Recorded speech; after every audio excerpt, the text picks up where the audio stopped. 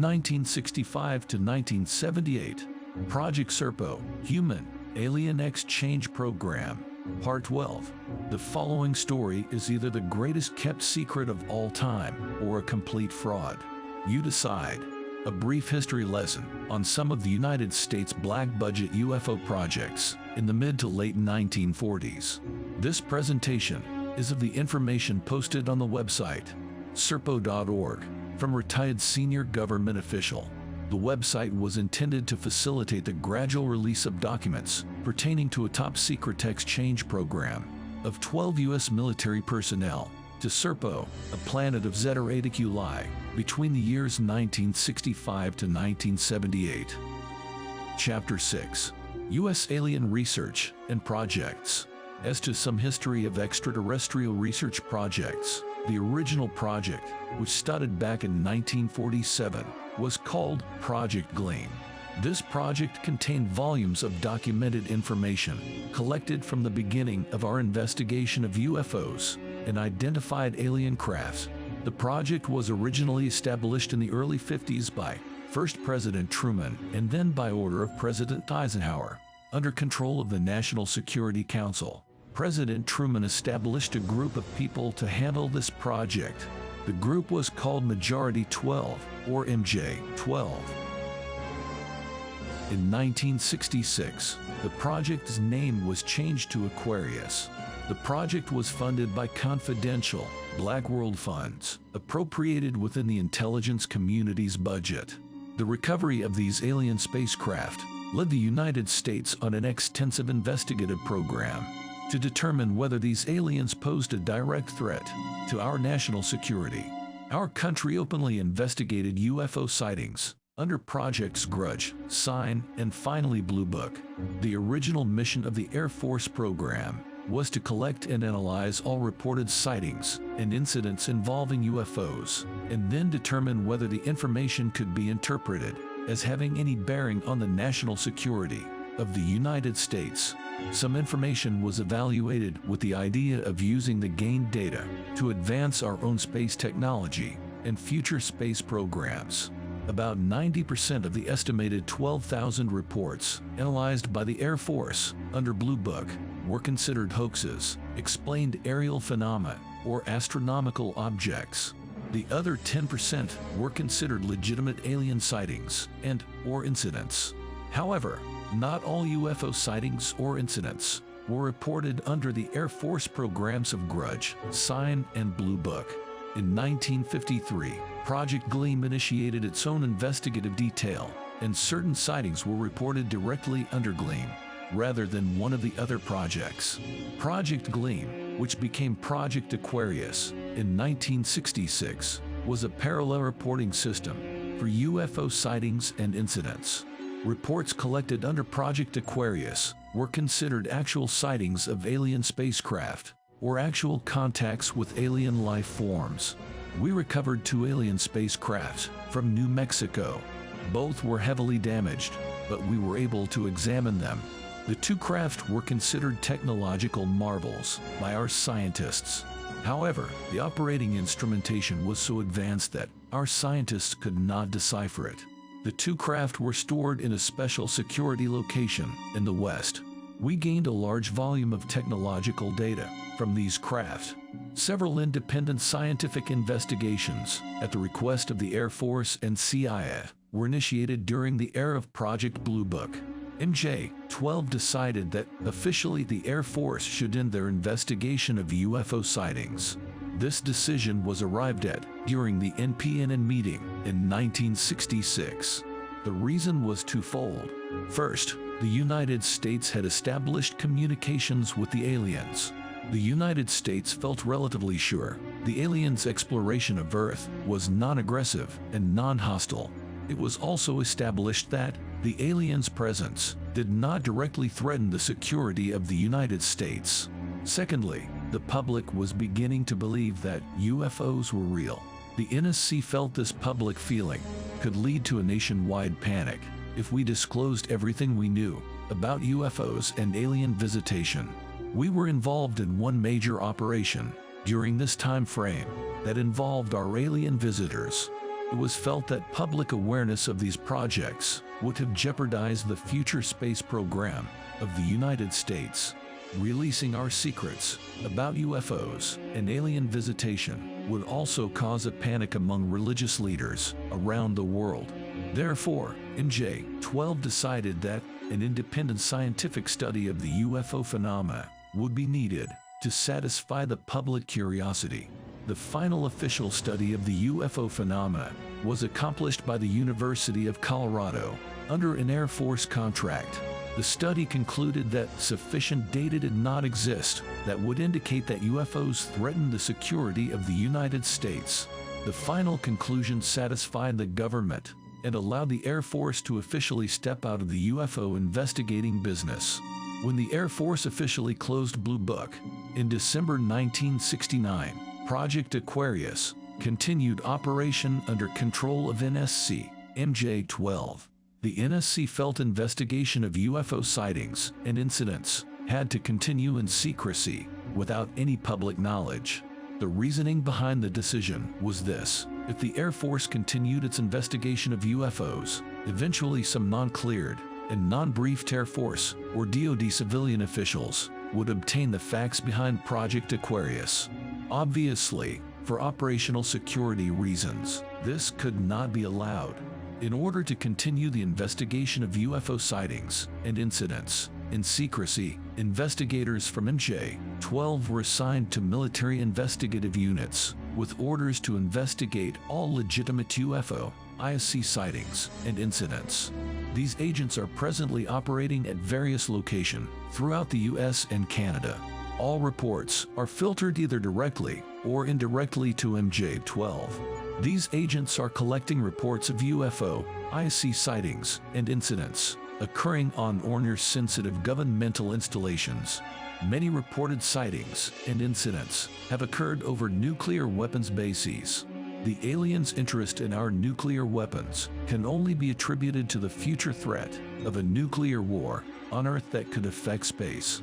The Air Force has initiated measures to assure the security of the nuclear weapons from alien theft or destruction. MJ-12 feels confident that the aliens are on an exploration of our solar system for peaceful purposes.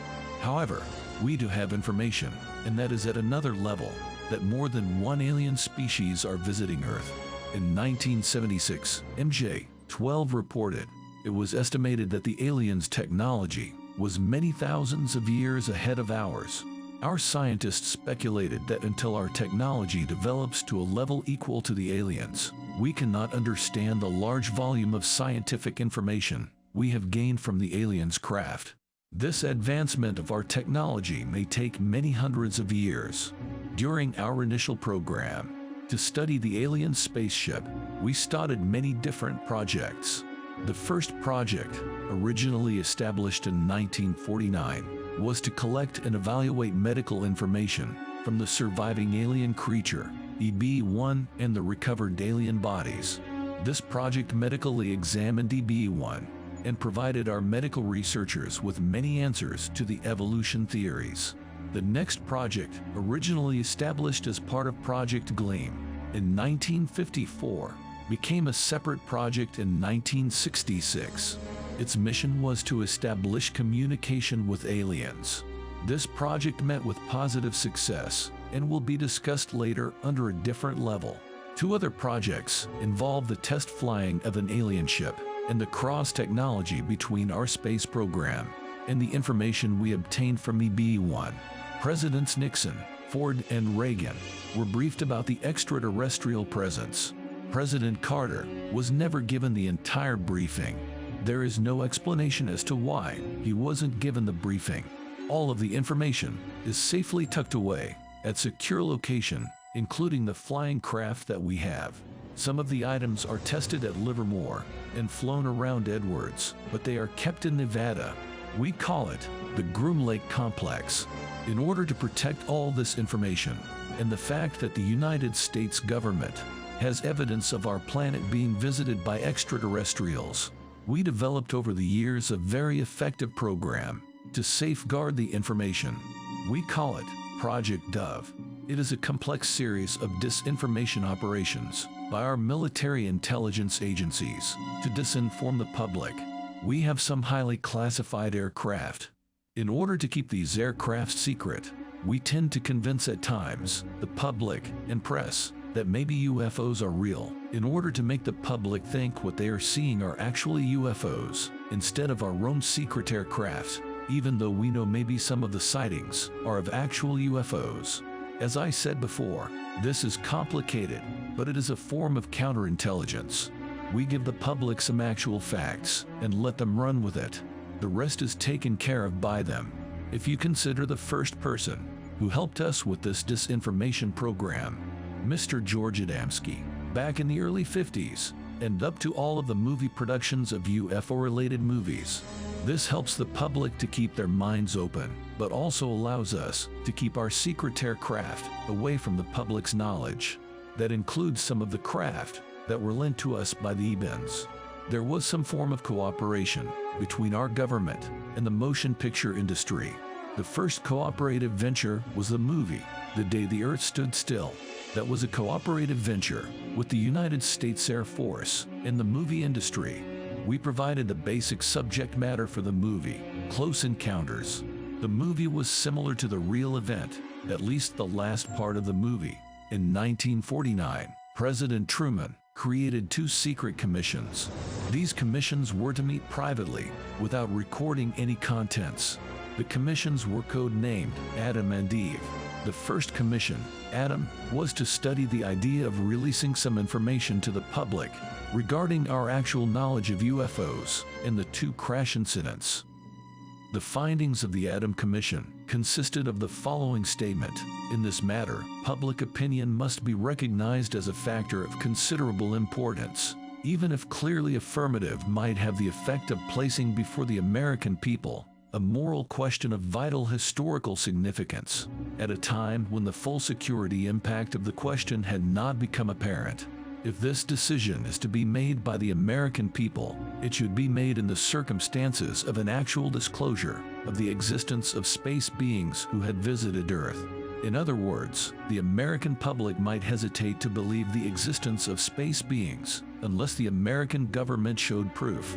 This was an actual quote from the classified document, dated the 1st of December 1949.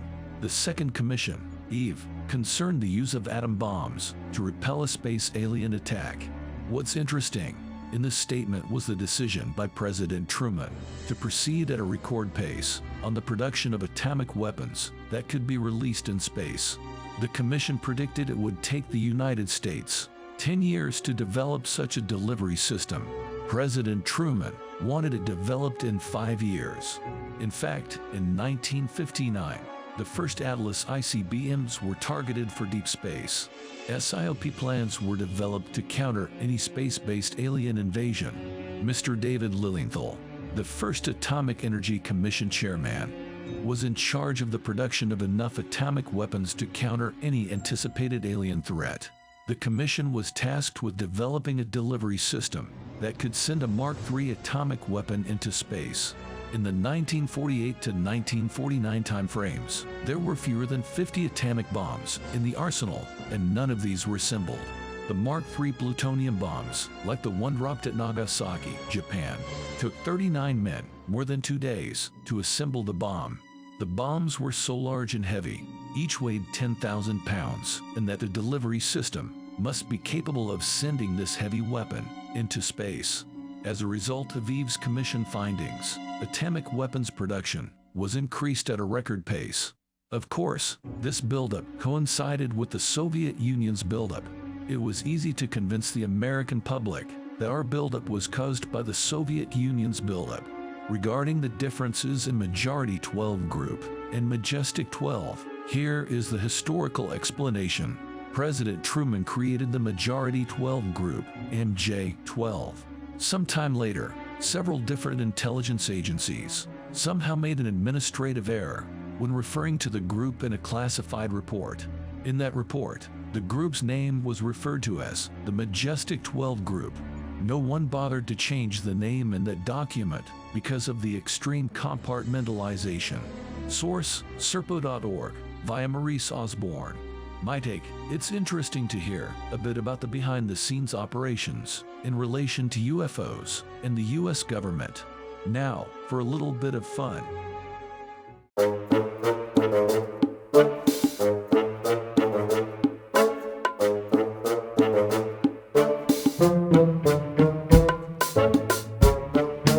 Don't forget to sign up for our Patreon page. Members get early access to videos, ad-free, and you can see content you can't see anywhere else.